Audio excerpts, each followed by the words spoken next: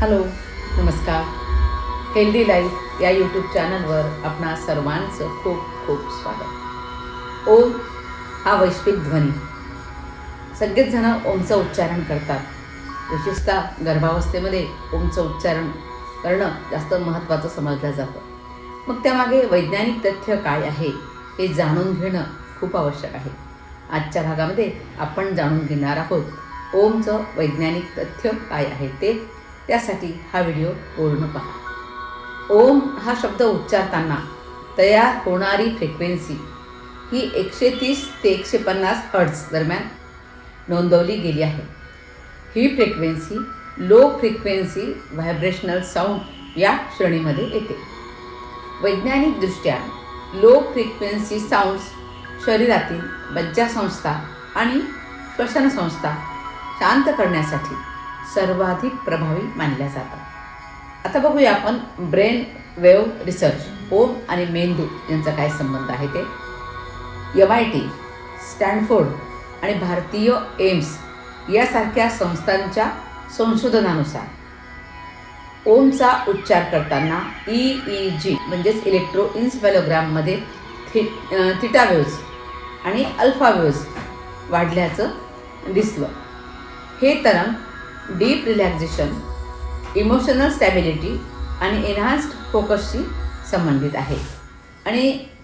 आणि गर्भवती आई या अवस्थेत जर ती गेली तर तिच्या रक्तामध्ये सिरोटोनिन, ऑक्सिटोसिन, एंडोर्फिन्स यासारखे सकारात्मक न्यूरोट्रान्समीटर्स वाढतात आणि ते थेट प्लॅसेंटा मार्गे बाळापर्यंत पोहोचतात.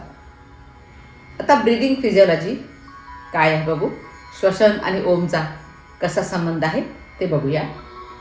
ओम म्हणताना श्वसनाचा पॅटर्न साधारण असा असतो.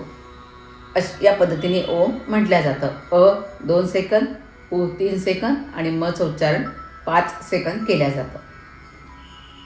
असा श्वास जर आपण घेतला तर पॅरासिम्पॅथॅटिक नर्वस सिस्टीम सक्रिय होते यामुळे. आणि ही पॅरासिम्पॅथॅटिक नर्वस सिस्टीम सक्रिय झाल्यामुळे हृदयाची गती कमी होते आणि स्थिर होते.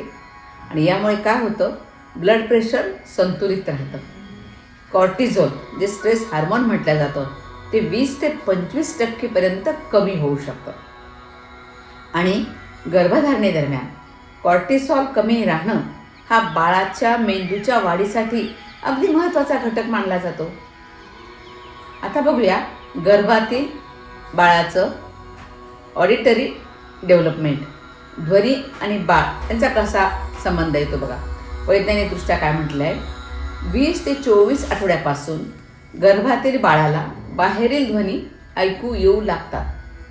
28 आठवड्यापासून त्या ध्वनीला रिस्पॉन्स ते बाळ करत असतं.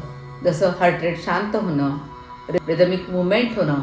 आपण गर्भसंस्कारमध्ये अनुभवत आहोत की गर्भसंवाद चालू असताना बाळाच्या हालचाली वाढतात.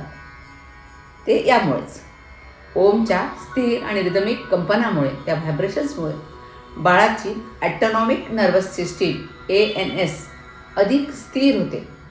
फिटल हार्ट रेट व्हेरिएबिलिटी सुधारतो, जो आरोग्यदायी विकासाचा एक महत्त्वाचा निर्देशांक आहे.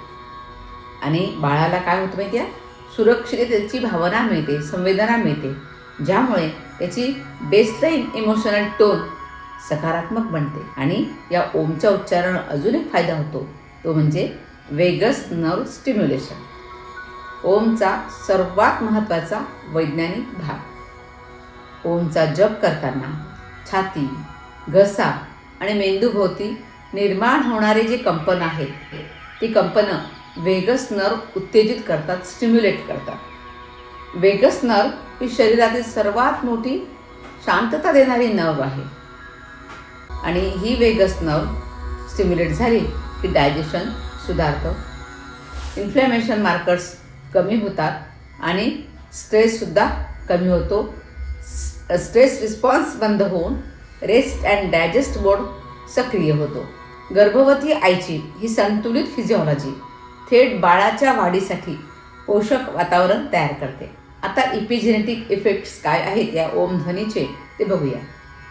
आईच्या भावनांमुळे बाळाचे जीन्स कसे प्रभावित होतात ते आपल्याला या भागात आत्ता बघायचं आहे.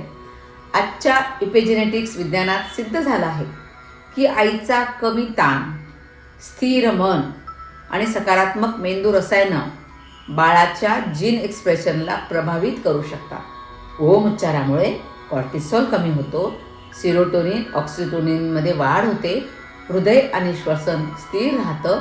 यामुळे बाळाच्या तणावाशी संबंधित जीन्स ऑफ होण्याची आणि सकारात्मक ग्रोथ रिलेटेड जीन्स ऑन होण्याची शक्यता वाढते.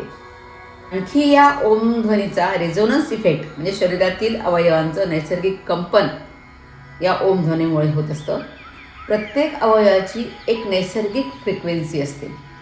ओमचा उच्चार करताना तयार होणारे हार्मोनिक व्हायब्रेशन्स या अवयवांमध्ये रेझोनन्स निर्माण करतात. विशेषतः हृदय, फुफ्फुसं म्हणजेच हार्ट, लंग्स, नंतर युटेरस म्हणजेच गर्भाशय, मेंदू या अवयवांमध्ये समतोलता निर्माण होते, जे गर्भवतीसाठी अत्यंत महत्त्वाचं आहे. म्हणजे ओम विज्ञान, ध्वनी आणि जीवशास्त्र यांचं परिपूर्ण मिश्रण आहे असं आपल्याला म्हणता येईल. म्हणूनच ओम हा धार्मिक नाही तर सायंटिफिकली स्ट्रक्चर्ड साऊंड फ्रिक्वेन्सी आहे. त्याचा परिणाम शरीरावर, मनावर आणि बाळाच्या विकासावर म्हणजे फिटल न्यूरोलॉजी आणि इपिजेनेटिक्सवर होतो. गर्भवती आईने दररोज 5 ते 10 मिनिट ओमचा दीर्घ नियंत्रित उच्चार जर केला तर आई आणि बाळ दोघांचंही आरोग्य अधिक सुरक्षित, संतुलित आणि सकारात्मक राहू शकतं. म्हणून प्रत्येक गर्भवतीने ओमचं उच्चारण हे सकाळ संध्याकाळ दोन्ही वेळेस केलं पाहिजे आणि काय फरक जाणवतो ते तुम्ही स्वतःच अनुभवलं पाहिजे. तर हा व्हिडिओ पाहणाऱ्यांना जर काही सकारात्मक तुम्हाला बदल जर जाणवलेत तर नक्की मला कमेंटमध्ये सांगा आणि लाईकसुद्धा करा या व्हिडिओला आणि आपल्या मैत्रिणींना शेअर करा. आणि अशाच महत्त्वपूर्ण उपयोगी माहितीसाठी या चॅनलला जरूर सबस्क्राईब करा. आणि हा व्हिडिओ पूर्ण पाहिल्याबद्दल खूप खूप धन्यवाद.